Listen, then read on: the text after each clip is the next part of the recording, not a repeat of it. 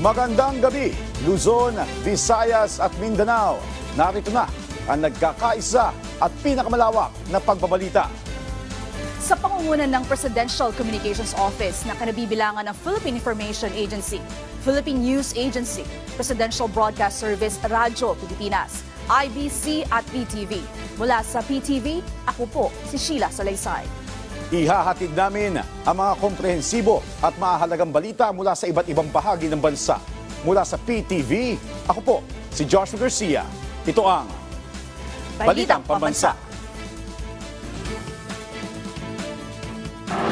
Ngayong gabi sa Balitang Pambansa, Pangulong Ferdinand R. Marcos Jr. pinangunahan ang paglulunsad ng job fair ng Department of Labor and Employment. 18,000 aplikante nakilahok. Department of Trade and Industry pinalakas pa ang Create More program para sa mas magandang insentibo sa negosyo at pagpapalawig ng e-commerce. Pagdampot sa mas marami pang dayuhang espiya, inaasahan na National Security Council at Armed Forces of the Philippines nanindigang hindi gawa-gawa lang ang kanilang mga pag-aresto. Department of Information and Communication Technology nagpakalat na ng mga election watchdog para magbantay ng mga fake news at mga deepfake sa social media. At silipin ang makulay at maingay na pagsulubong sa Year of the Snake sa Binondo. Una po sa ating mga balita, mas inilapit ng administrasyon ni Pangulong Ferdinand R. Marcos Jr. ang trabaho sa mga Pilipino sa pamamagitan nito ng paglulunsad ngayong araw ng CareerCon 2025 na isa sa pinakamalaking job fair ngayong taon. Ang detalye sa Balitang Pambansa ni Clazel Pardilla ng PTV Manila. Mahirap na ngang makahanap, mabigat pa sa bulsa ang pag-apply ng trabaho, lalo na sa katulad ni Justin na katatapos lang ng kolehiyo. Ang magastos ko po is yung pamasahe, pagpunta ng mga job fair, or pag mag-a-apply po ng work face-to-face. Para matulungan ang magaya ni Justin, mas inilapit ang administrasyon ni Pangulong Ferdinand R. Marcos Jr. ang trabaho para sa mga Pilipino. Ngayong araw, naghandog ang Department of Labor and Employment at isang job finding platform ng 5,000 trabaho sa CareerCon 2025. Isa ito sa pinakamalaking job fair ngayong taon. Sinalihan ng 150 employer at nilahukan ng 18,000 aplikanteng nagparehistro. Layo ng job fair na ilapit ang trabaho sa mga Pilipino at mabawasan ang mga Pinoy na walang hanap buhay. At least hindi mo na kailangang pumunta sa bawat company, hindi mo na need mag-submit ng mga resume or interviews, ganun. Kasi gastos din yun, especially pag pupunta ka sa mga iba't ibang kumpanya. Dito, isang puntahan na lang. Pakaunti na lang ng pakaunti ang hindi empleyadong Pilipino. Ngunit, hindi pa kami tapos doon. Ay kailangan kung ano man ang hawak nilang trabaho, dapat tinatawag na quality job na may potential na ma-promote. Karamihan sa mga alok na trabaho ay nasa information and technology, hotel and restaurant at healthcare industry. Hindi lamang dito sa Pilipinas, maging sa ibang bansa. Pasok dyan ang hanap ni Crystal. Yung work ko kasi ngayon is admin. Malayo siya sa course talaga na tinapos ko, which is tourism. So gusto kong mag-career shift din. Ayon sa DOLE, bukod sa mga entry-level job, may mga bakanteng posisyon din sa mga senior role na may kaakibat na mataas na sweldo. Umaasa ang ahensya na maraming dating POGO workers ang mag-a-apply. Talagang ang pamahalaan ay nagsisikap na sa pagsasara ng kanilang mga kumpanya, nagkakaloob ng tulong. Tampok din sa event ang career coaching at masterclass sa pagpapataas ng skill ng mga manggagawa na libreng ibinibigay ng TESDA. Dati, kagaya ng aking nasabi, mag-a-apply, bahala na kung titignan natin kung makuha o hindi. Ngayon, binibigyan po natin ng bagong kakayahan o upskilling, pinapagaling pa natin doon sa kanilang ginagawa na. Sakaling maging matagumpay, gagawin na ang malalaking job fair buwan-buwan hindi lamang sa Metro Manila kundi sa iba't ibang bahagi ng bansa. Noong November 2024, aabot sa 49.54 milyon na mga Pilipino ang may trabaho. Nakahanda naman ang DOLE na tulungan ang mga Pinoy sa Amerika na posibleng ma-deport. Mula sa PTV Manila, Kaleizal Pardilia, Balitang Pambansa. Ipinagmalaki ng Department of Trade and Industry ang kanilang mga tagumpay noong 2024, gayon din ang kanilang plano ngayong taon.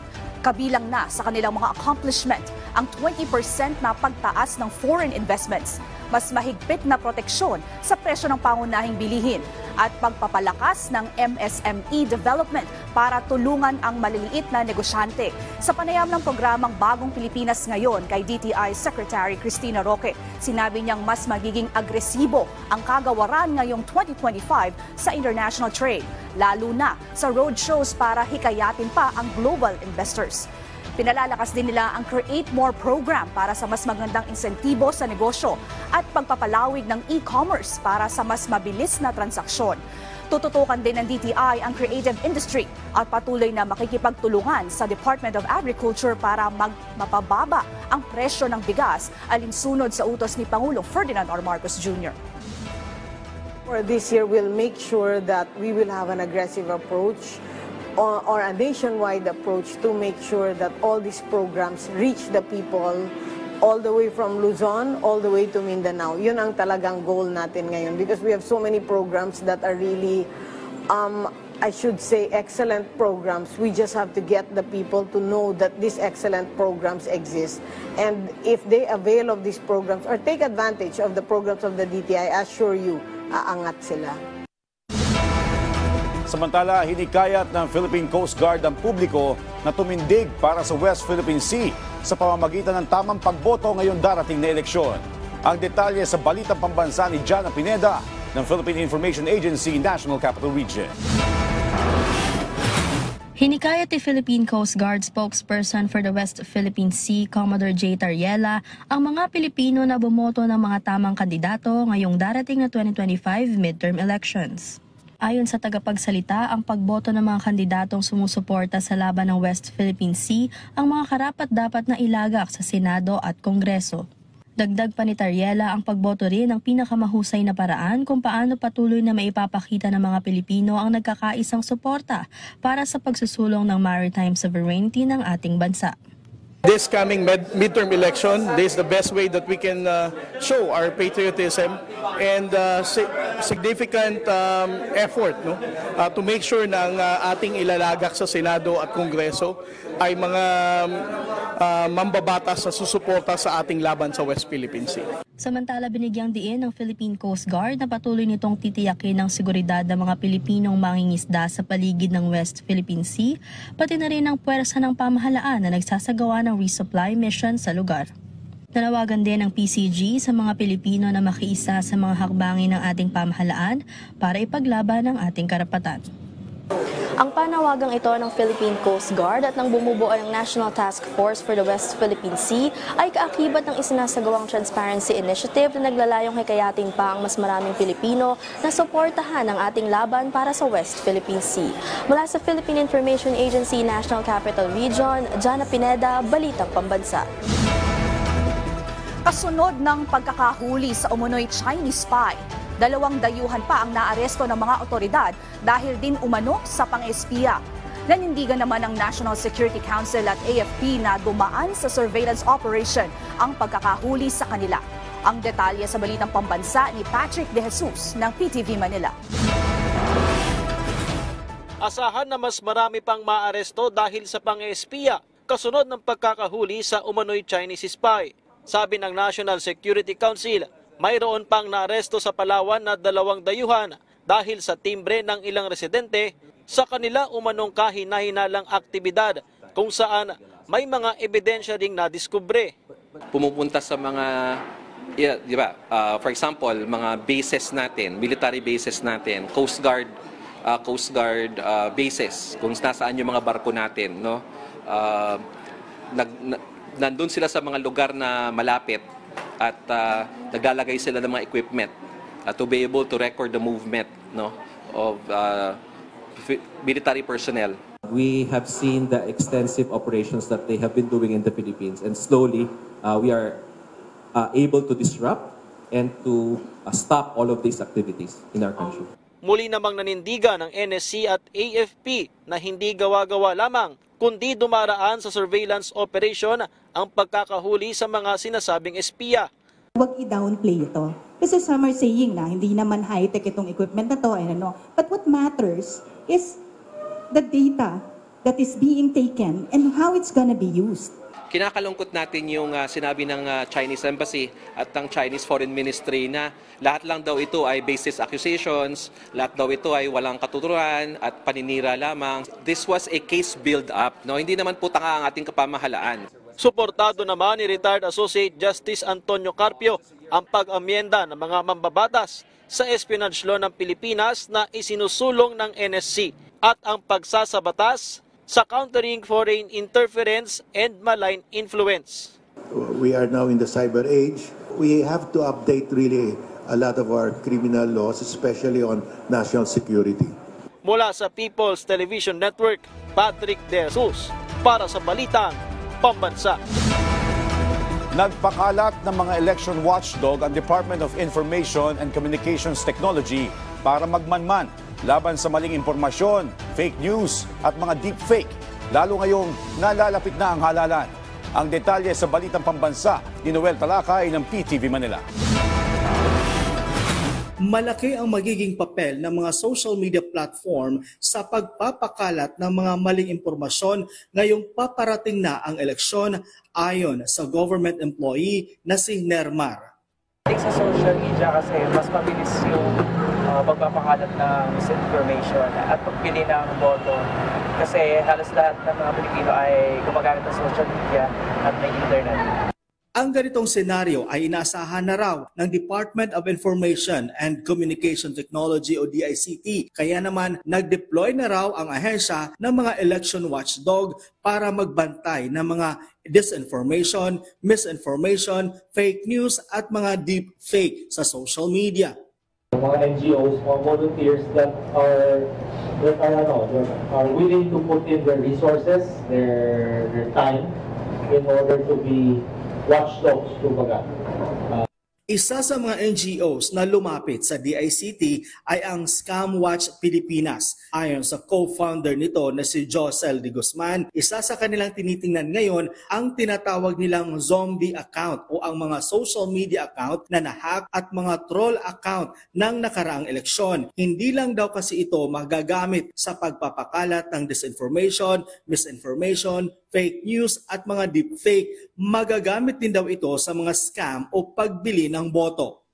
Pero baka gamitin yung kapangitan ng election practice na yun na mga sa mga tao na kung gusto mo kumita ng 2,000, kailangan mo lang iboto yung kandidato na to, click mo yung link. Eh yun pala, wala namang kinalaman sa kandidatong yun para lang makuha yung account mo o mas-scam. Paliwanag naman ni DICT Secretary Uy, nakadepende pa rin ang kanilang mga hakbang sa COMELEC kung sakaling makakita sila ng social media account na nagpapakalat ng maling impormasyon. Kami mga deputized kami, so we act in accordance with the directives of COMELEC during the election. Giit ni Oy, dati nang nakikipag-ugnayan ang DICT sa mga social media platform para ma-take down ang mga social media account na nagpapalaganap ng maling impormasyon. Very cooperative ng mga social media platforms, some of them. So they will say, we'll take look into it. Minsan, nagreklamo kami, medyo mabagal kumilos. Instead of acting immediately, minsan 2 araw, 3 araw, 1 linggo, bago nila na-actionan yan. Ikinatuwa naman ni Nermar na proactive ang DICT sa mga election-related issue na may kaugnayan sa social media. Paalala pa ni Nermar, dapat maging responsable rin ang lahat ng mga Pilipino sa paggamit ng kanilang mga social media account. Siguro do some research muna bago mag-decide. And wag basta maniniwala sa mga nabasa or nakikita, nakapost sa social media. Babala naman ng DICT sa publiko, huwag basta-bastang maniwala sa mga ipinopost sa mga social media. Mula sa PTV Manila, Noel Talakay, Balitang Pambansa. Welcome development para sa mga senador ang ginawang pamumuhunan ng Maharlika Investment Corporation sa NGCP. Ang detalye sa Balitang Pambansa ni Daniel Manalastas ng PTV Manila. Lusot na sa ikalawang pagbasa ng Senado ang Senate Bill number 2942 o ang panukalang i-reset ang Bangsamoro Autonomous Region in Muslim Mindanao Parliamentary Elections. Ayon kay Senator J.V. Ejercito, 5 buwan ang postponement ito. Sa kumpirmasyon naman ng kanyang opisina, October 13, 2025 na gaganapin ang eleksyon sa BARM kung magtutuloy-tuloy maaprubahan ang panukala. Kaya nga po natin na itinulak na magkaroon po ng postponement, no? Dahil may mga issues pa na kinakailangan maresolba, some legal issues that need to be resolved. That's why we were hoping that with this amount of time, we can resolve those issues. Ang ilang senador naglabas din ng sentimiento sa panukala, tulad na lang ni Senator Juan Miguel Zubiri na may apela. Just appealing to him that we can, if we can even make it 6 months naman sana, wag naman sana 5, pero nagdagan mo pa ng 1 month kasi 2 buwan na lang naiiwan. Pagbalik po natin, Sine-G, we will be taking it up in the SONA. After the SONA, we only have 2 months of work and then October na po yan, that's already break. And then we're tackling the budget. So I don't know if we have time to really pass a measure to or to give the chance to the people of Sulu to be able to participate in the plebiscite. Si Senate Minority Leader Coco Pimentel tumayo naman sa plenaryo para ipaliwanag ang kanyang pagtutol. It's with a heavy heart that I have to vote no to this proposal. Last time kasi we stated it would be the last resetting. Sa ngayon may sariling bersyon din ng Kamara at oras na lumusot na pareho sa 2 kapulungan ng Kongreso, inaasahang aayusin pa ito sa Bicameral Conference Committee. Samantala, kinumpirma ng Malacanang na sinertipikahan na bilang urgent ng Pangulong Ferdinand R. Marcos Jr. ang panukala. Mula sa PTV, Daniel Manalastas, Balitang Pambansa. Pasado na sa huling pagbasa ang ilang panukalang pakikinabangan, hindi lang ng mga estudyante kundi maging mga guro. Ang detalye sa Balitang Pambansa ni Mela Lesmoras ng PTV Manila.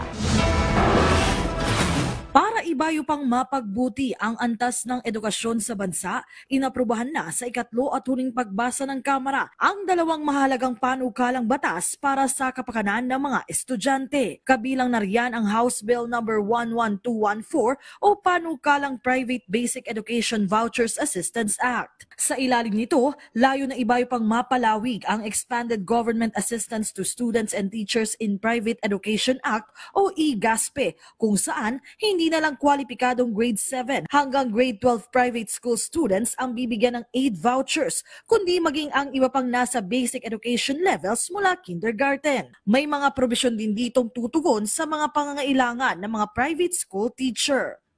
Bukod dyan, pasado na rin ang House Bill number 11213 o panukalang Education Pathways Act. Target ditong maamyendahan ang K-12 system para mabigyan ng mas magandang job opportunities ang mga kabataan. Ilang panukala pa ang nakalusot sa ikatlong pagbasa ng Kamara patungkol sa pagtugon sa bullying at pagsasaayos ng ilang ahensya. Bukod naman dito ang iba pang proposed measures, inaprubahan na rin sa ikalawang pagbasa. Isa na riyan ang House Bill number 11357 na mag-aamyenda naman sa Universal Healthcare Act.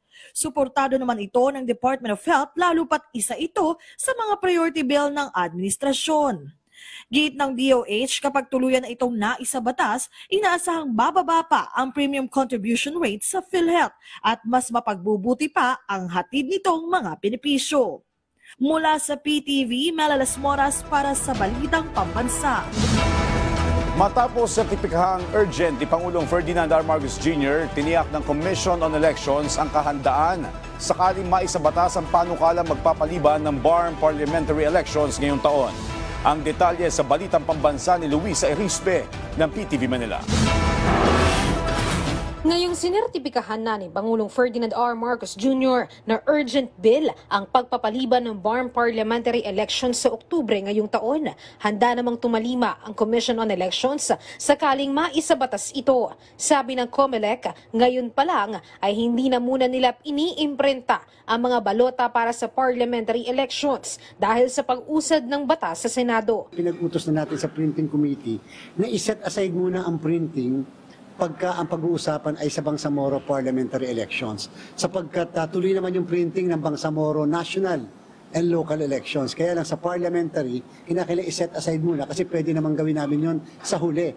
Isa pa anyang dahilan kaya hindi sila nagpiprint ng parliamentary ballots ay baka mabago pa ang hawak nilang listahan ng mga kandidato. Posible anyang ang 7 district representatives na manggagaling dapat sa Sulu ay maipamahagi na sa iba't ibang mga probinsya sa BARM para mabuo ang 70 district representatives na nakasaad sa Bangsamoro Organic Law. Diyan ay nakadepende sa kung magkakaroon ng Parliament Act o yung Act of Parliament na magre-reapportion ng parliamentary districts doon sa pamamagitan at sa kadahilanan na kinakailangang i-distribute yung 7 na originally ay dapat sa Sulu. Kakailanganing i-amend ang election code, ang administrative code, ang local government code at kinakailangan nila magpasa ng batas na magdi-distribute ng 7. Sakali namang matuloy ang distribution ng mga distrito, sa Hunyo, target ng COMELEC na magkaroon ng bagong COC filing sa BARM at sa July o August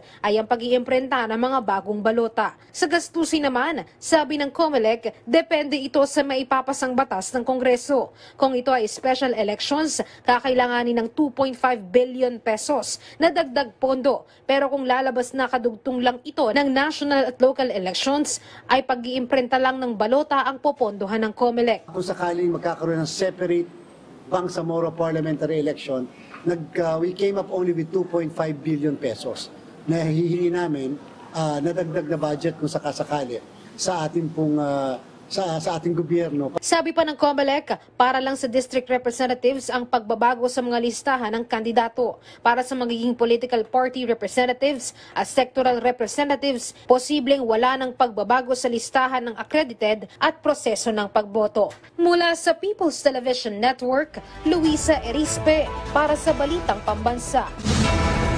Sa unang pagkakataon, sinagot na ni House Committee on Appropriations Acting Chairperson Stella Kimbo ang tanong ng marami na who filled in the blanks kaugnay ng 2025 national budget. Kasabay niya muling ipinagtanggol ng mga kongresista ang pambansang pondo matapos itong questionin sa Korte Suprema. Nagbabalik si Mela Lesmoras para sa Balitang Pambansa. Hindi nababahala si House Committee on Appropriations Acting Chairperson Stella Kimbo kahit pa may nag-akyat na sa Korte Suprema ng petisyon laban sa legalidad ng 2025 General Appropriations Act. Gate ni Kimbo, dumaan naman ito sa tamang proseso at sigurado siyang mapakikinabangan ito ng mga Pilipino. Sila naman po ay malayang gawin niyaan, pero kami naman po ay we stand by our position that the 2025 GAA is lawful, valid, and fully enforceable. Ang paliwanag, simple lang naman po, ang enrolled bill na, in short po, ang sinabmit po ng Kongreso na General Appropriations Bill ay complete. At yun po ang naging basehan po ng 2025 CAA. Hinggil naman sa issue ng mga blankong bahagi sa Bicameral Conference Committee report ng panukala, muling nanindigan ang kongresista na walang irregularidad dito. Napagkasundoan na raw kasi talaga ng BICAM members ang halaga at detalye nito at isinaayos lang ng mga technical staff ang papel kaya't nang makarating sa Malacanang ang proposed measure, kompleto at wala na itong blanko. Sa unang pagkakataon, direkta na rin sinagot ni Kimbo ang tanong ng marami na who filled in the blanks. So ang nagpre-prepare po ay ang Senate Technical Staff ng Committee on Finance. Kung ang ginawa ay naglagay ng figures na on their own at hindi pinag-usapan, yun po ay mali, yun po ay unconstitutional. Pero sinasabi ko po sa inyo, hindi yun ang nangyari. Ang Technical Secretariat had absolutely no discretion. Yun ang importante po doon. Kaya sinasabi po natin na ministerial lamang po. Ang grupo naman ng House Young Guns, dinipensahan din ang panukalang pondo. Yung constitutionality question, that's okay. Anybody can run before the court. But ito po yung magiging impact niyan. No? What they're actually asking is tantamount to hostage the budget, the operation of all the agencies in the government. Of course, we welcome any challenge for clarity that any petitioner may have towards regarding the budget. If there's any question, then definitely the proper venue would be the Supreme Court, and we'd like to see them give a proper judgment on that. Mula sa PTV, Melalas Moras para sa Balitang Pambansa. Target ng Department of Agriculture na matapos ang 2 trials ng bakuna laban sa highly pathogenic avian influenza sa katapusan ng unang quarter ngayong taon. Pagkatapos ito, ipapadala na ang doses sa Food and Drug Administration para sa approval for commercial use. Patuloy naman na bumababa ang kaso ng bird flu sa bansa at kung magka-outbreak man ay agad rin ito nakokontrol ayon sa DA. Base sa status na inilabas ng Bureau of Animal Industry noong January 24, walang naitalang nagpositibo sa avian influenza simula January 18 hanggang 24. Paglilinaw naman ng kagawaran mula pa sa mataas na demand noong huling quarter ng 2024 ang nakaapekto sa bahagyang pagtaas ng presyo ngayon. Tiniyak rin ng ahensya na walang shortage ng supply sa manok.